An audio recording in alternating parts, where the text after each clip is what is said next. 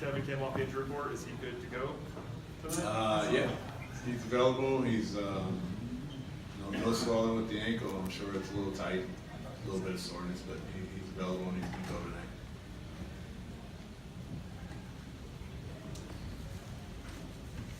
How about Justin?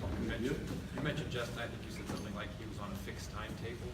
Yeah, he had surgery at the end of, I believe it's June.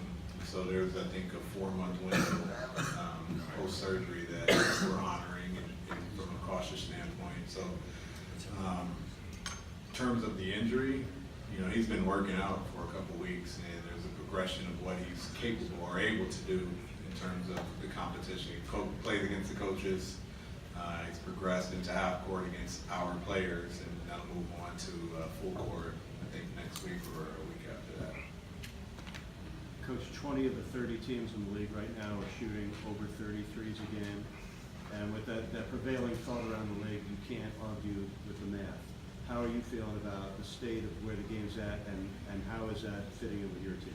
Yeah, I think, one of the things you try and do as a staff is, you try and get ahead of the next curve, the next wave of what's occurring in our league.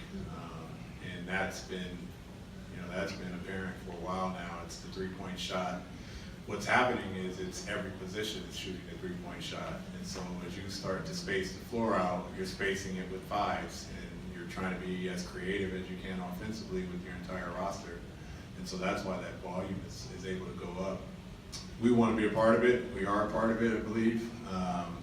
But there's still, how do you get those threes, and what type of threes are you taking? One of the things that's, you talk about being ahead of the curve, is the threes off the dribble. Everything's catch and shoot, everything's corner. Corner threes are higher percentage shots and above the break. The next wave is the guys that are capable of shooting off the dribble. And you see Steph Curry, you see Dame Lillard, you see James Harden, the elite guys in our league.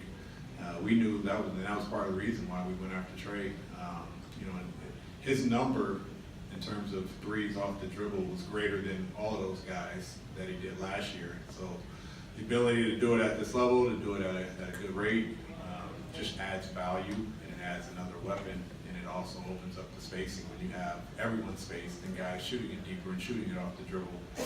I think the next wave is who can beat their guy off the dribble, because there's not many rim protectors that are in the paint anymore. They got to defend three-point shooters because the five are shooting them now. What is the challenge defensively with the free? That's the challenge, is can you defend one-on-one? Can you defend knowing your big is running from the perimeter back to the paint? He's not camping out in the paint as much or as often anymore. And so offensively, do you have multiple facilitators, playmakers? Defensively, you have multiple guys that can defend those multiple playmakers and facilitators. So, the 1 through 4 switching that you see in our league that's just normal now.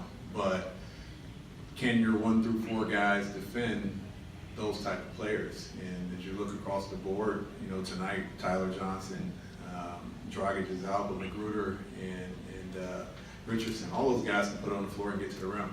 And so we need to be able to defend guys that can put on the floor and get to the rim, knowing that spacing's better, spacing's greater. Pace is part of it. There's a lot of different components that are adding to the increased scoring, or adding to the high volume of threes going up. Good. Do you have a set number of threes you want your team taking, a range? We've been around 40, and to get to 40, we understand that we can do it without a lot of them being poor selected shots. We had 47 in the Cleveland game, and I thought for the most part all of them were in rhythm. They were all within structure. A lot of them were assisted, which is really a key component of the threes you want to get.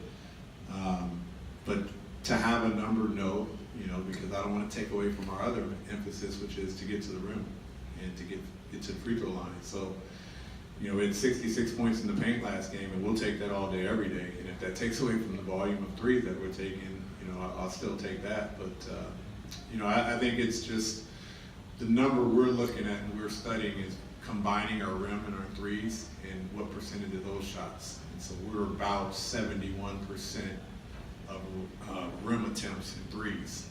And that's a great number. and that's a great percentage of our shots that are being taken. We're not settling. We're trying not to settle. We're trying not to emphasize mid-range and shots, but we know we can go paint to great or good to great. Thanks, Good. Coach. All right.